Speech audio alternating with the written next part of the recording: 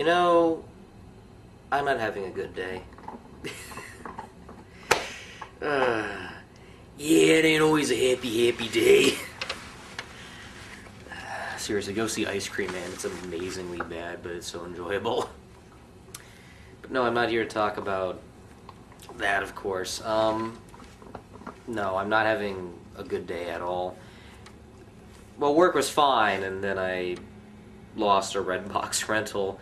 Still figuring out how it is, whether or not it will be returned. That's for debate. So, you know, when you get this depressed and upset at yourself for being so on the ball with many things, what do? You talk about Doctor Strange. And get licked by your pet. Because Doctor Strange is really a movie that I think really fits the title very well. Excuse me a second. That's what keep quiet. I think Doctor Strange really fits the title very well because it's a strange movie. It's definitely one of Marvel's most ambitiously made films. And when I mean ambitious, they've already covered the whole superhero aspect. They've done, like, people flying around with capes and stuff. And, yeah, there's someone in a cape, but hear me out. They've shown before that they can do more than just superhero movies. We had Guardians of the Galaxy, which is pretty much a space opera fused with, like, punk rock and that kind of stuff. That's pretty much its own Star Wars in a nutshell. But with Doctor Strange, it's an entirely different movie that it really makes me wonder just what more boundaries they can push. And I know they're prime as superhero movies, but even they show they can take the most obscure of characters and do so successfully with them. In fact, I actually go far as to say that this might be the new Iron Man. I'm actually going to go that far and say this could be the next Iron Man franchise. Benedict Cumberbatch is in it, and he plays a neurosurgeon who gets into a car accident, and it cripples his hands so badly that they can't be used. He goes through surgery many times, and he's recommended to this little monastery of sorcerers in Nepal, and that's when he realizes that there might be a lot more than he bargained for when he went in to get treated for his own appendages. And that leads like this whole other universe that he never knew about with controlling your mind and stuff like that. And as expected, there's these evil gang of monks that try to, I don't want to say take over the world, they kind of want to serve this other entity. We'll get to that in a second. So, I read a Doctor Strange comic, like, years ago. Like, years ago. Like, we're talking about the 1970s. It was a reprint, and it had one where he goes into a person's dream, and he actually tries to decipher what the dream is. And I remember the dream being, like, this Grim Reaper-like figure in chains, which was actually pretty cool. So it really showed that this character did a lot more than just jump from mental states. He travels through space and time, he can bend reality and do many things. So this character really shows a lot of promise. And to see them do the whole Origins route again, it does make sense this time. Because with Guardians of the Galaxy, you didn't need the origin of Peter Quill. You need to show him as a little kid getting abducted by aliens, and boom, you get the idea what happened. And not to mention the other characters that come across. It was more of an origin of how the gang got together rather than an origin of each individual member, which was fine. But with Doctor Strange, it's like, yeah, you're going to a whole new universe and parallel and dimension with this thing, so it kind of does make sense to explain certain things, like how he got his power, who he is, and all that such. And I think, in a sense, Marvel succeeded, but there are points that they should have brushed up on in here. I'm going to go over the negatives, because there's actually not too many. I didn't think it was a bad movie. I actually enjoyed it. But in terms of what bugged me, it's not as exposition heavy as Warcraft, but there are points where they do drop, like, you know, big terms like, oh, this evil one, oh, this ancient one, and they kind of describe how things have a certain power and the importance of this spell and everything. And it's nice, but at the same time, it's like, you kind of wish you experienced that a little more than just being told about it. It's kind of like being told how to use a phone and its budgets and digits and they leave you off and you're expected to know exactly everything in front of you. The experience of knowing is better when you see it instead of actually being told about it. A good example is this supposed villain who's in this dark dimension, and I'm gonna be honest, when I saw him the first time around, when they have Stephen Strange go through that weird mind-bending out-of-body experience of different dimensions, there's a bit where he goes to this dark dimension for like a few seconds, and we see this giant entity. I thought that was Thanos from the previous movies. If I didn't know the comics offhand, and I didn't, I only read like 1 or 2 issues, I wouldn't have known about this creature at all. And they keep referring to like this big menacing thing, and every time they cut back to him, I thought it was Thanos, because it had Thanos' design, the little purple, stripy skin wrinkle things. And when we finally got to the reveal at the end, without giving too much away, and you see it's actually a different monster with a different voice, I felt really confused. I was like, well, wait a minute, isn't that thing supposed to be Thanos? Why is it have a... Oh, it's a different monster. What? Why talk about this thing constantly and its evil power instead of actually showing it? And that's something they constantly did throughout this whole thing. It's like, oh, the evil thing is so powerful, we serve this thing because it's better than this other person. Please show, don't tell. And again, there's a lot of awkward plotting sort of stuff, and like, maybe the first 20 minutes, it doesn't feel like they're rushing things, because for the hour and 50 or 40 minutes we get from this movie, it really felt like an hour and a half. It flies by, so it's a great time killer. But there's a lot of weird plotting here and there. Like, for example, the first half of the film obviously focuses on how he got, injured in the accident, and then it goes from that to him to the monastery, and then him training, and then there's more training, and then when finally the plot kicks in, it feels like the last hour of the movie, which is really strange, because you think they would have a short time of him training and learning all these different things, and then when they kick into the actual plot of the film, it feels like a very tagged-on last-minute thing. And it's really weird, because you have so much time learning about this culture of sorcerers that he's studying, with the Ancient One and stuff like that. So when they finally get to the plot, it feels really tagged on for some reason. It's not like Men in Black, where you kept cutting back to the Edgar bug and you were learning about this whole different universe. It really felt like it was a last-minute tag-on, which was really weird. And those are really the only negatives I have. It was just pacing and, again, show, don't tell. In terms of positives, I thought everything else was great. Okay, it wasn't a masterpiece, but for what it was really enjoyable.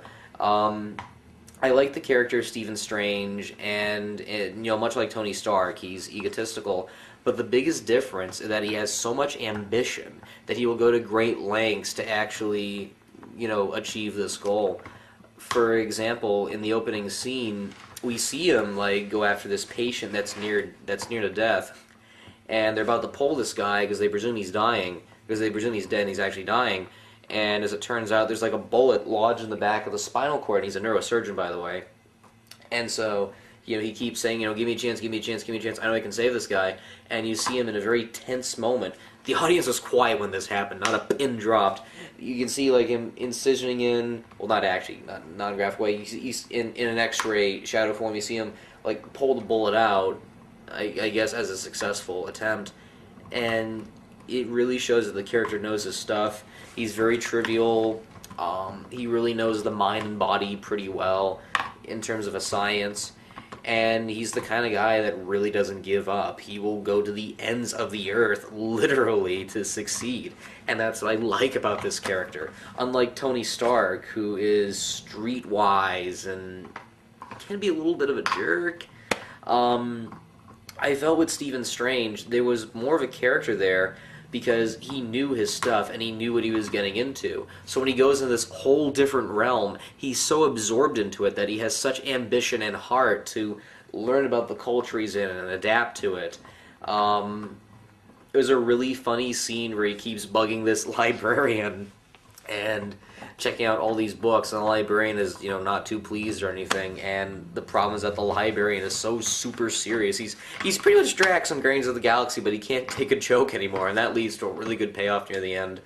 And there's this really funny scene where the librarian's minding his own business, and Strange is testing his portal abilities and stealing books and stuff, which got a really good laugh out of me. But yeah, I just loved this character overall. I liked his ambition. I like how he never gave up. He keeps on trying, and he doesn't want to fail. And no matter what he does, he will literally break every rule there is to exist just to succeed. And that's something I rarely see in a superhero these days. The fact that they go to the ends of it all just to save the world or even themselves or a person. And the fact that he tries different methods and everything. So there's that.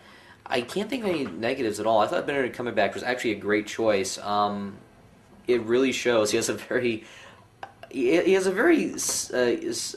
humorous side to his cynicalism in a couple of spots when he's questioning the whole belief system of the sorcerers, which is another thing I really love about this movie. There's this whole science versus belief kind of nature to it that is actually it has a nice setup to it, and then they still keep it the theme of the thing.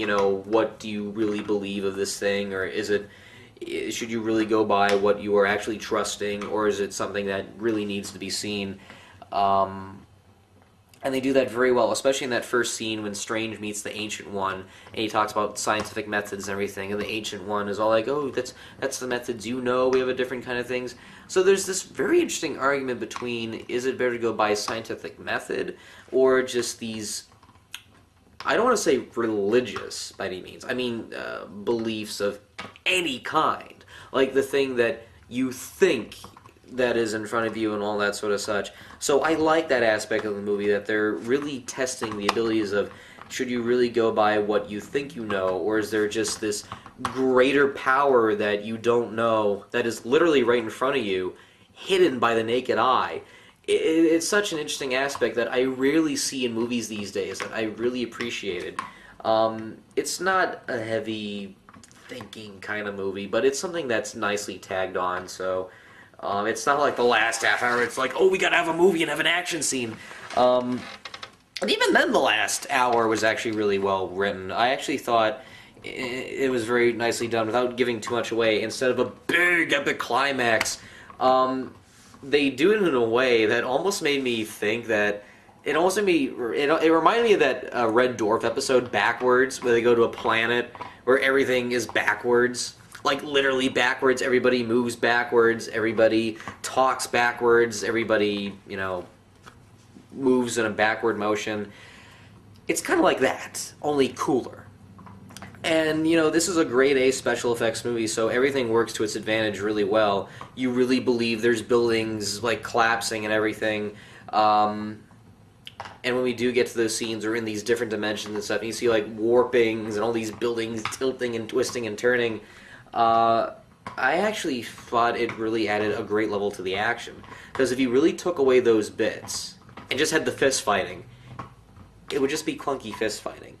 But the fact that there's sets and things moving as they're running along and stuff, this giant Rubik's Cube, I thought that added a lot of tension to it. I thought that was actually really clever. When they go into this other mirror dimension where nothing can be hurt,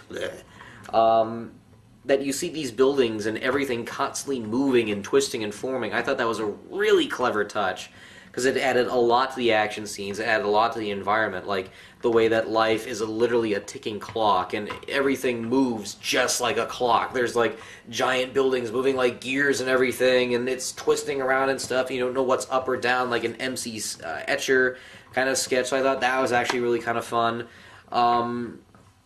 The side characters I thought were great. I'm trying to remember the actress's name who played the Ancient One. I know there was a little controversy over people saying, oh no, it has to be the actual ethnicity of the character. I thought the performance was fine. Yeah, I kind of wish there was someone of that culture that represented that character, but I thought performance-wise, she was a good pick. There was definitely a nice charisma to it. She kind of reminded me a little bit of Ogra, on the Dark Crystal, the fact that she's well endowed in this whole universe and everything, but at the same time, you don't know whether to trust her that much. But even then, that felt kind of a little tagged on. I don't want to give it away, but they tag on this whole thing where it's like, do you really trust the person that you are with, or is she really all good? And they kind of close it off at the end with something that, it makes that whole little bit, unimportant. Like, that you could have run without that, and the film would have been fine. Just have Stephen Strange do and test around his powers and stuff, and then have the big action stuff at the end. There was a lot of great side characters. There was a librarian who got a lot of great laughs. There was this other guy, I guess this mentor. I don't remember his name off the top of my head. I do apologize. I thought he was great, and the fact that he's sort of in depth in this universe as well. And yet later on, there's this little switch where he's a little unsure if what he's learned is really the truth. Again, going by the whole science versus belief factor, which is really interesting, and you kind of see his little decision at the end, which could lead to a pretty unique sequel. There's Strange's girlfriend, who got a lot of great moments. There's a really great scene where Strange seeks help from her, and this is a scene that in Iron Man, where Iron Man's secretary is trying to replace the heart and stuff. Here they do it. They do the same thing, but it's a whole lot different. There's an action scene going on. Strange is dying, and the only help he can be is have this out-of-body experience and appear to her like a ghost. So it's him and her operating on him. And that led to some really funny moments. Oh, I gotta disappear now. And he's fighting the bad guy, and at the same time she's just trying to operate him and everything, use the defibrillator. Which, as a defense weapon, I'll give this movie credit. I've never seen a defibrillator work that way as a mode of defense in an action scene, so that was actually pretty clever. And there's a great running gag where she's trying to have a normal day at the hospital, and then he barges in you gotta help me, and it's oh, here we go again. That was funny. That was actually pretty good. I wish there was a little more character with her, though, because we do step away from her for a bit, because in the first half of the movie, she's with him, and he's upset that he's trying to find a cure for his crippling hands after the accident, and she tries to assure him that it's probably best to live with it, and he's like, no, there must be a way, I must, find a way to, And in the scene where they both break it off, he came off as a little bit of a jerk. Just the way they're talking back and forth, but at least they do come to an understanding. Even by the end, they sort of do. So it's okay, at least they can go back and be friends and stuff. But I wish there was a little more character on her side, because when we cut back to her, it's what is she doing now? Is she still working this place? Does she have a new boyfriend? But that's not important. The important thing is Doctor Strange and the weird universe he's in. And it's a most intriguing universe. And I have low battery, so give me a second. There we go. Good thing I had my cord with me. Otherwise I can't talk about the rest of the movie. And that's why, kids, you should always charge your camera battery, or otherwise bad stuff like this. It's been a bad day for me. It really has been. Aside from maybe one or two good things. But no, when we get to this whole universe that Strange is in along with the Sorcerers, it's very interesting. There's this scene where the Ancient One, puts him in an out-of-body experience. We see him fly through these different dimensions, this dimension of hands, and at one point he goes to his own eye and stuff, and all these different clouds and matter.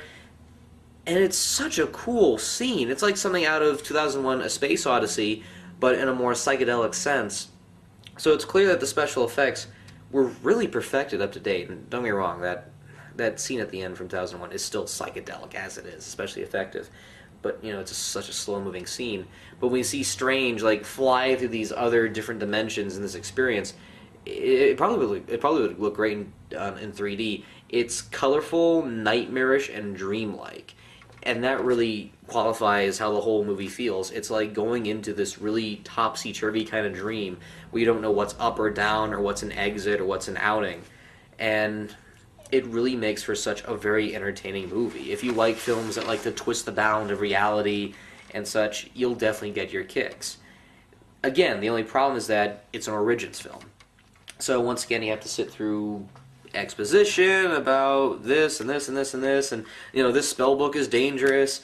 But when they do show you the things that work in this universe, like a scene where he has this device that can like go forward and backward in time, those are the moments I wish were more in there. The things you show the characters experiencing and feeling these things. Instead, we have to be told there's this big evil villain from another dimension that wants to destroy things, and there's zealot followers that are trying to bring him into our world and take it over, and blah blah blah, bleep bleep bleep, to the ending where they blow stuff up. I wish there was more showing instead of explaining. It's such... I don't want to say it's a very expositionary movie, but when they do get the exposition spots, it's like, okay, I gotta focus and pay attention and learn about this thing. So when it does happen, you really don't feel that big of an impact, with the exception of the ending, because you're with those zealots jumping around and trying to kill sorcerers and stuff. But you kind of wish there was more of an emotional impact there. But still, the moments that were fun were definitely fun, and the moments that were meh were just meh. But those moments of meh were minimal. And like I said, this is definitely up there with Iron Man. I think it's like marginally better than Iron Man despite its flaws. I can just look through that and say, you know what? I was still entertained. There were great jokes. There were great special effects. I like the design and the whole spiritual aspect of the movie to even recommend it. I'd say this is a good start to the holiday season. The only other problem is that I don't think this movie should have been rated PG-13. For those with younger kids, and if you've taken them to these Marvel movies, this is a huge departure from all the other things they've done that are lighthearted and grand. This is more like Grey's Anatomy if it was crossed with a spiritual psychedelic film on the Sci-Fi Channel, but done 10 times better. Think 80s, 90s Sci-Fi Channel, if Sci-Fi Channel exists in the 80s, which it would have been cool if it did, but oh well, I'll look it up later. But there's a lot of moments in this film I felt that might have been a little too intense, especially for PG-13, because we have these discussions of like different surgical procedures and, needles injecting people, and I'm really squeamish about those. I had a bad hospital experience, so that really puts in my mind pretty well. There's a beheading in the beginning of the movie that's done in shadow form, even though it's surprisingly really graphic. This is a film that is definitely darker and intense than the other ones. I'd say arguably darker than...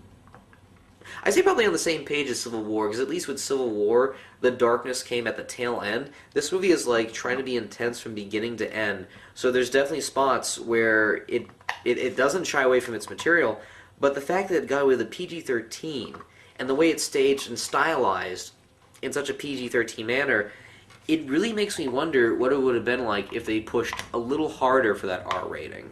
Would it make it even more upsetting? Would it have been more interesting? Like, for me, I'm the guy that's not big into medical things. Medical things scare me. I don't want to see what's inside of me, because that kind of disturbs me a bit. But I guess each to his own. People have certain tastes. I'd say kids around ages 8 to 10 might be okay with it, but if they're younger, I really wouldn't bring them to this movie. There's definitely some beats in here that might be a little too much for them, violence-wise and tone-wise. But other than that, that's really the only other thing I have to say about it. Actually, I think I talked about this a little shorter than I thought. It's not those 25-minute ramblings where I just go on and on and on about it. So yeah, that's really all I got for Doctor Strange. I can't wait to see what else is in for the holiday season. I hope the rest of my year goes better. It's not been very good, but you know what? There's got to be a light at the tunnel some point. There's got to be a light at the end of the tunnel. Oh, is it because I'm talking to them? Is it because I'm talking to them you're a little antsy? Come on, we'll talk to them together. Come on, up we go. It's okay. See, look, you're on the internet. You're on the... Oh, God, not again. Ah. She's very playful. Oh, God, no. Oh, God. That'll do, Bella. That'll do. Yep. Go see Doctor Strange. Please do, or this dog will eat me.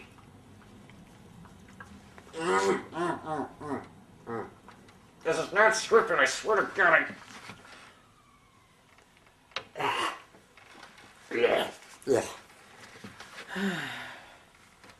Say goodnight, Bella. Bye-bye. It'll never work. Alright.